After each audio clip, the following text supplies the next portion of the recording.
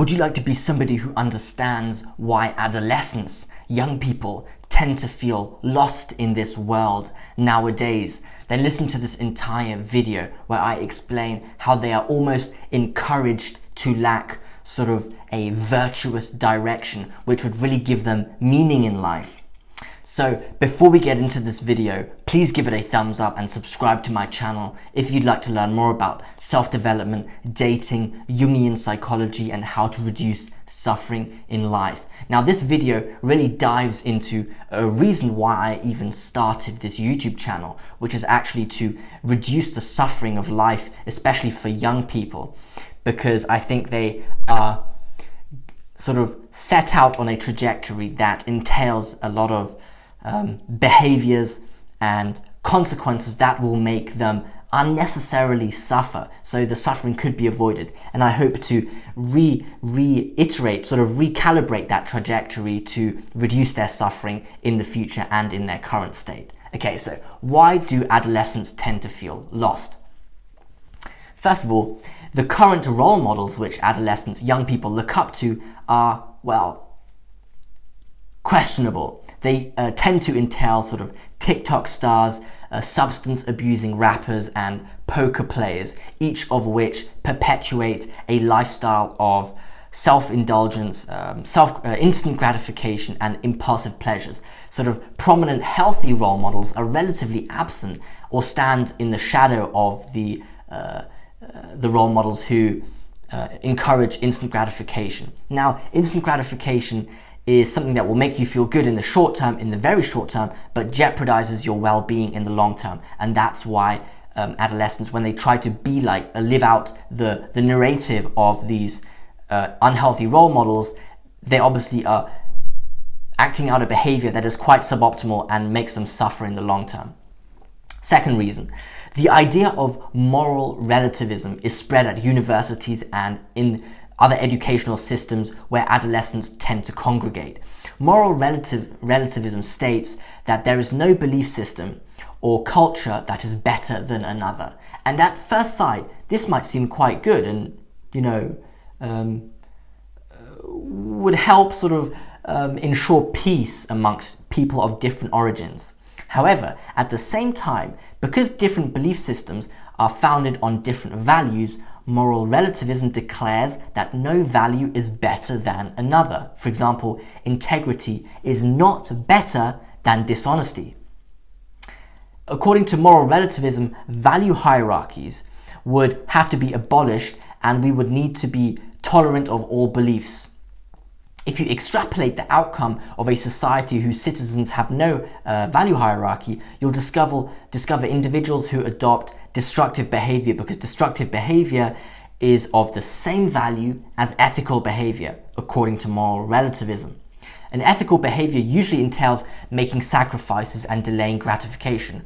Of course, humans would gravitate to the impulsive pleasures because it's significantly more fun in the short term and it doesn't entail painful sacrifices, and is considered of the same value as the moral behavior.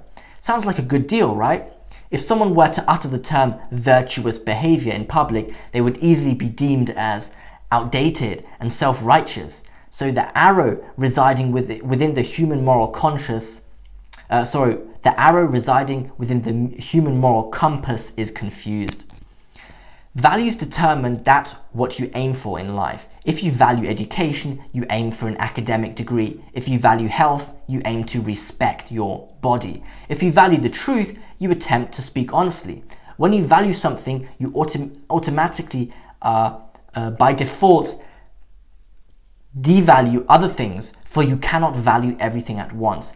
This devaluation is what moral relativism, I think, aims to prevent. However, devaluing things is a necessary sacrifice that comes along with choosing a value hierarchy. Following values is better than abolishing value hierarchies, because no values equals no goals, which equals no meaning. Nihilism beckons. So in conclusion, what happens? Adolescents might feel misled and encouraged to have no value structure in life. Thus, they feel lost in a world of meaninglessness. And what happens to young people in a world where they feel lost? Here are a few symptoms. Suicide is the leading cause of death for young men in the UK. Women in the US have experienced a decline in happiness since 1970. 10% of children in the UK suffer from a diagnosable mental health issue, and 1 in 4 British citizens will experience mental health problems in their life. These may be symptoms of a deep-rooted dissatisfaction with life, potentially at an existential level. And the list of symptoms is far from exhaustive. And I know for men, men are disoriented, especially young men. I think since the Sandy Hook school shooting in the US, there's been a mass shooting on average once per week, and I think above 90% of the mass shootings are committed by men. And I know the prison population in the US has skyrocketed since I think the late sort of 1970s in the US, and I think the vast majority of them also entail male inmates in the prisons. So there's obviously, men do not feel, they lack direction and lack something worth living for. There's a problem at hand.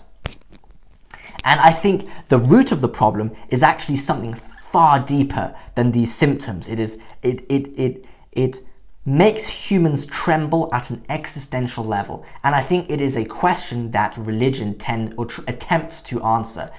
And it's a spiritual question. And I think a lot of people feel lost or disoriented nowadays because they have deprived of what it means to be human. And there is a part of human that is not physical, it is spiritual. It is not matter, it is spiritual. And because religion, spirituality has been sort of devalued and relegated, humans think that, let's say Christianity and other religions or spirituality is dogmatic fluff, let's say, that is not really real and not really true.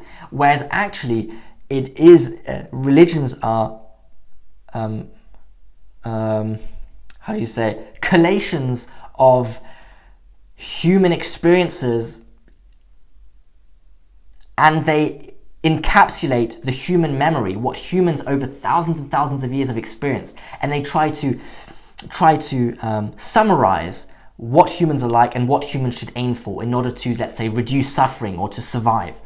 And these teachings are stored in religious texts, let's say. But because we have relegated religion, we have simply thrown these texts out of the window and sort of deem them as dogmatic fluff.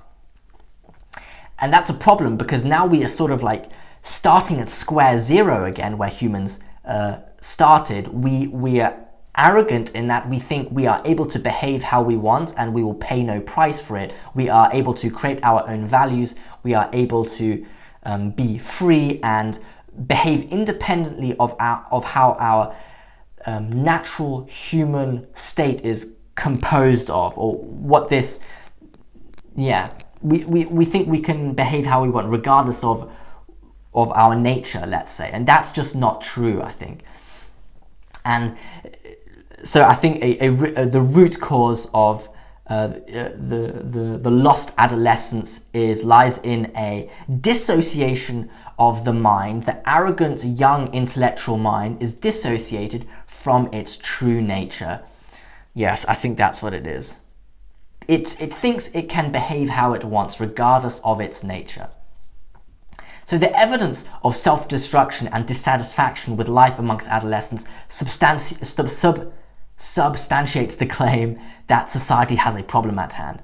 Adolescents embody the future of our civilization, and our prospects might look bleak.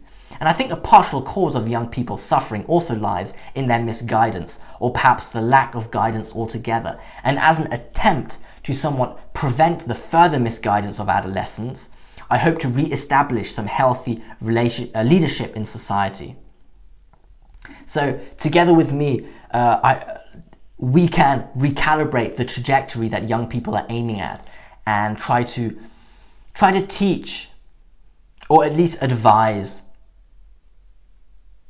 a lifestyle that will benefit themselves right now in the present, and benefit those around them in the present, and benefit themselves and those around them in the future, in the long term. Because life is a marathon, it's a long-term game, and you will need to negotiate with your future self, because eventually you will be that future self. As if it's another person, you will become that person with certainty, unless you tragically don't exist anymore by that time. But on average, people do exist.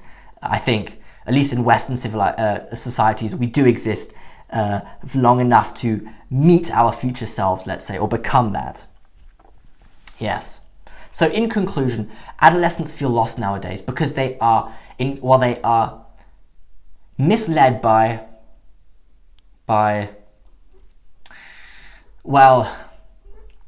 suboptimal role models, let's say. They are encouraged to abandon value hierarchies and virtue, ethical behavior, because of the postmodernist movement and moral relativism.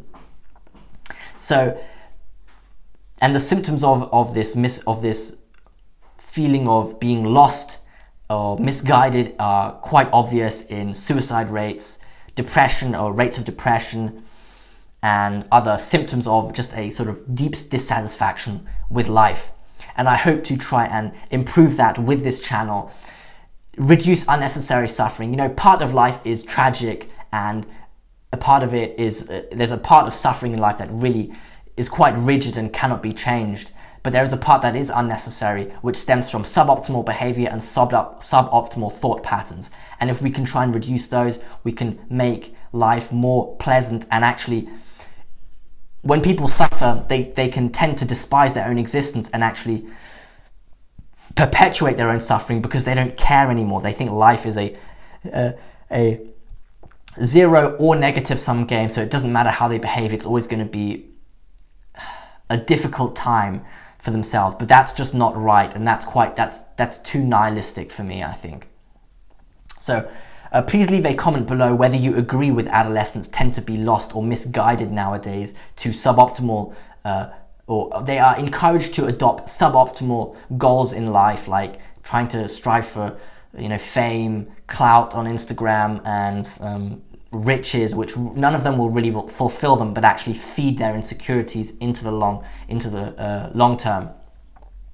So yeah, please leave a comment below whether you agree with it or whether you disagree, or if you have any other ideas of why people feel lost nowadays, or symptoms of the feeling of being lost.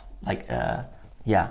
So I hope you enjoyed this video. Please give it a thumbs up and subscribe to my channel if you'd like to learn more about self-development, dating, Jungian psychology, and how to reduce suffering in life. Let's go. Thanks for listening.